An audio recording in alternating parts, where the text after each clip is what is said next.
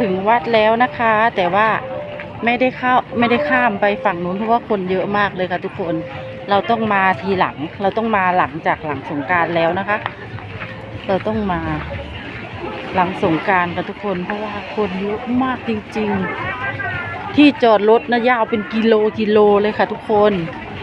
เราก็เลยมาไหว้ข้ามฝั่งค่ะ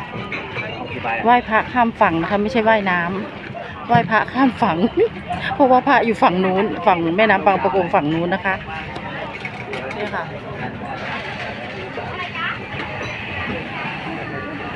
คราวหน้าโอกาสหน้ามาใหม่